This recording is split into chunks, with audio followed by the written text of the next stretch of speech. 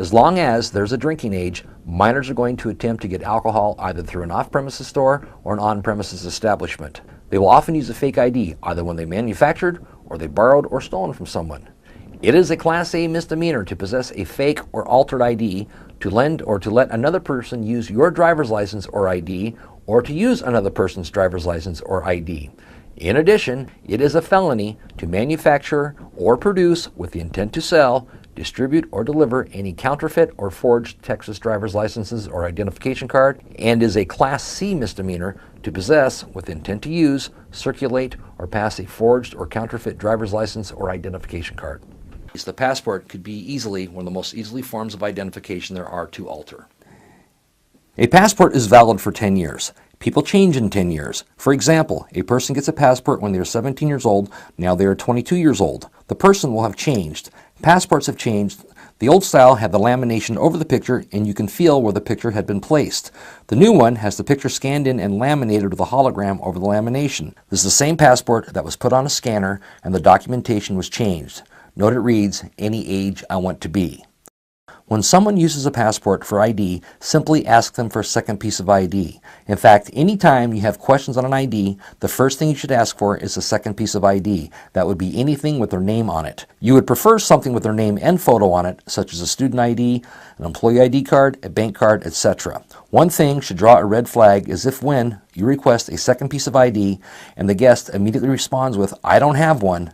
Most people have more than one thing in their wallet with their name on it. There should not be hesitation before they respond. Also, you can ask the passport holder if they are from a foreign country to speak some of the language. Now, let's discuss the military IDs. Anyone who is in the military is very proud of that fact, and they should be.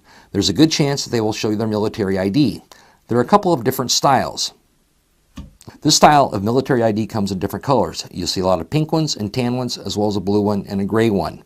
The problem with this ID is that the photo can be hard to see, and this ID gets handed off to younger siblings, friends, or whatnot all the time. The information can be photocopied and then applied to the ID, or a hot iron can be pressed into the ID and it'll pop open so the new information can be placed in. Or the back seam can be cut open with an X-Acto knife and the new information placed into the ID. The ID will then be resealed. Well, a telling feature on this ID is this. This ID has been laminated over the top, which gives it one smooth edge and one sharp edge. Run your fingers over both edges. You can also ask a military ID holder this question: what's your last four?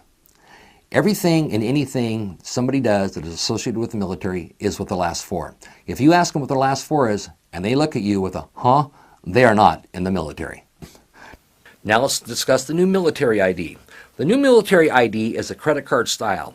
It is fairly thick. It has a color photograph and will have their armed force insignia. It has a smart chip, but it does not have a physical signature. Instead, the signature has been encrypted on the chip, so it is on the ID. When you look at the back of the ID, it has a ghost photo with their information typed around the photo. This has a tendency to rub off, or it can get erased off. They can then change the birth date using stencils. To make it all easier for you, when you see any military ID, simply ask for their driver's licenses. They probably have one on them. Out-of-state IDs. Driver's licenses and ID cards from other states are allowed to be used as proof of age within the state of Texas, if approved by your company's policy.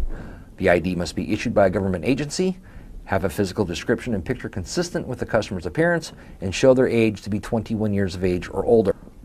When you renew your license or identification card or apply for a new license or ID card, you will not receive it immediately. You will be issued a paper temporary permit, which is valid for 60 days. It is considered to be valid identification. Walker Black on the rocks. Oh, drinking good. I see your ID. Yeah, sure, no problem. Ah, the new one. Got your old one with you? No, I lost it, so I got a paper one. I had to go to DMV today. Lost my whole wallet. That sucks. What happened? Somebody steal it or you just lose it? Just lost my wallet. Clumsy. That sucks. You got a credit card or something, man? Just cash only, man. I lost my wallet.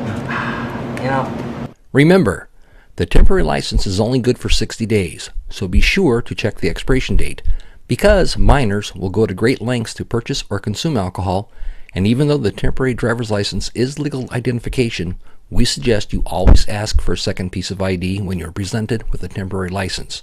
Check with your manager for your establishment's policy on accepting the temporary driver's license.